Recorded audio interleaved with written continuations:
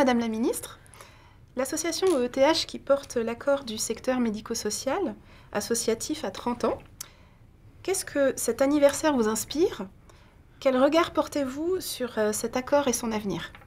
Bon, d'abord, bon anniversaire à l'EETH, 30 ans ça se fête, c'est un bel âge.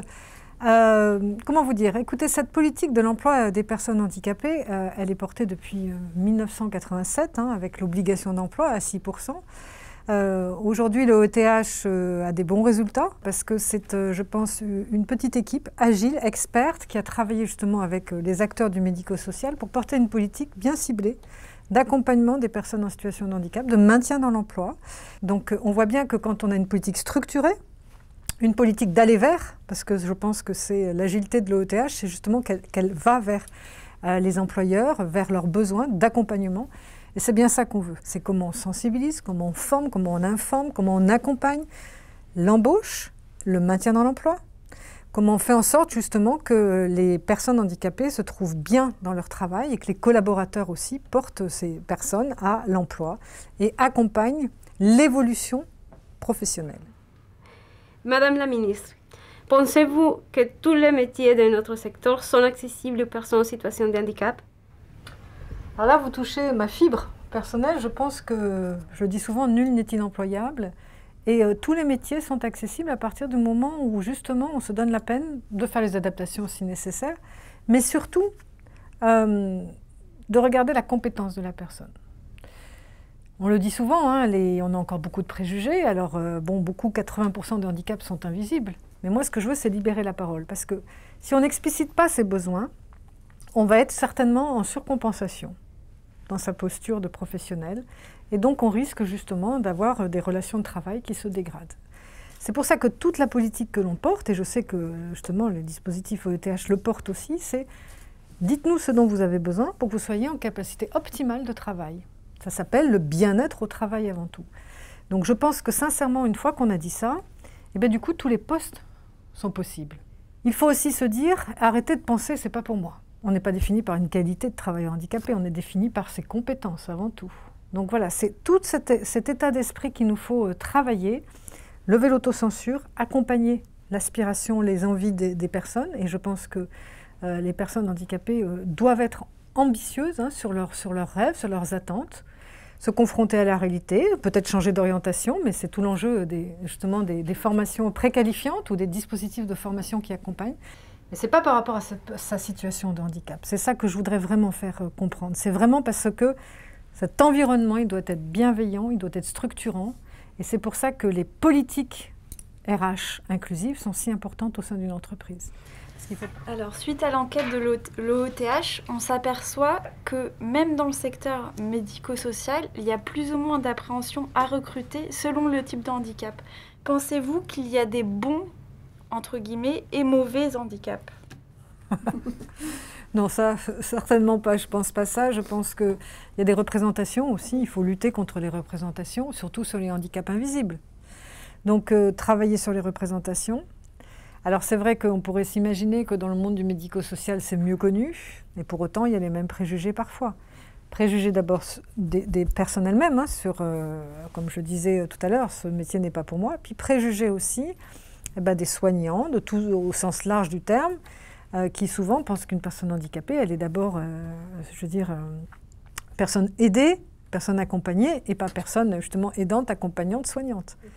Donc il y a un sens du care au sens large du terme, c'est-à-dire de la notion d'accompagnement, d'accompagnement à l'autonomie, au soutien à l'autonomie, au développement éducatif, au développement social des personnes handicapées, qui est extrêmement fort sur les personnes qui ont pu vivre une expérience justement de situation de handicap.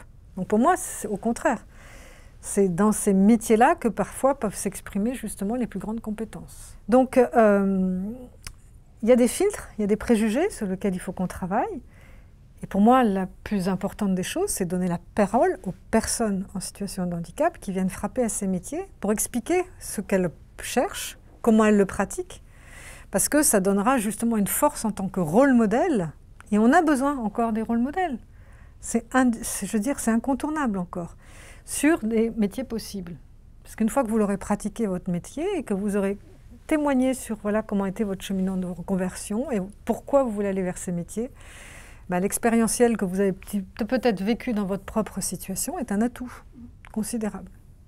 Le titre de la conférence d'OETH, qui aura lieu le 25 janvier, est « Quand le handicap devient une force pour nos métiers ». Donc, comment vous pourrez dire que l'expérience du coup de handicap confère des compétences qui peuvent avoir encore plus d'impact, en fait, notamment dans le secteur médico-social? Mais je pense que c'est capital ce que vous dites, et c'est le message qu'il faut faire passer, parce que quoi de mieux qu'une personne qui a pu vivre cette expertise et cette expérience, et qui devient donc experte, pour travailler sur le soutien à l'accompagnement et à l'autonomie. Parce que si vous avez fait votre reconversion, c'est que vous avez puisé en vous justement cette capacité de cheminer différemment, de prendre en compte votre situation de handicap, et de se dire, eh bien voilà, je me reconvertis, je vais changer de métier, je veux aller vers un métier dit du care au sens large du terme, d'accompagnement, j'englobe tous ces métiers, de prendre soin de l'autre, d'apprendre à l'autre son autonomie, que ce soit enfant ou adulte. Et donc, c'est une qualité première qui est en vous, que vous portez en vous. Donc, il faut pouvoir la valoriser, il faut pouvoir la mettre en avant. C'est pour ça que je parlais de rôle modèle, très important. Et le recruteur doit en prendre compte comme une richesse. Dans cette expertise expérientielle qui est appuyée après par justement des compétences professionnelles validées, etc., sur cette propre distanciation, sur l'accompagnement à faire plutôt qu'à faire soi-même, etc. Donc, vous allez être des super vecteurs de soutien à l'autonomie qu'on essaye de développer partout, quelle que soit la situation de handicap de la personne accompagnée. Donc oui, c'est une grande qualité, hein. C'est vraiment une force, c'est une richesse dans notre société qu'il faut absolument valoriser. Et ces métiers-là sont extrêmement importants. Et votre mobilisation pour vous engager dans ce genre de métier, au sens large du terme, pour moi, ce sont des atouts qu'il faut absolument porter. Donc, très heureuse vraiment d'avoir pu échanger avec vous, parce qu'on voit bien que vos parcours sont d'une richesse infinie, que vous avez fait ce choix de reconversion. Donc, ce sont des métiers choisis, vraiment choisis. Et je pense que toute cette formation après que vous allez engranger, avec la formation préqualifiante et puis après vos orientations professionnelles, sont une vraie richesse pour les employeurs, une vraie richesse pour les personnes accompagnées. Donc, nous avons ce métier qu'il faut réenchanter, de l'accompagnement au sens large du terme. Et les personnes en situation de handicap ont toute leur place dans ces métiers. Et il faut absolument porter leurs envies, leurs aspirations et leur professionnalisme qui grandit de jour en jour. Merci Madame la Ministre. Merci beaucoup. Merci.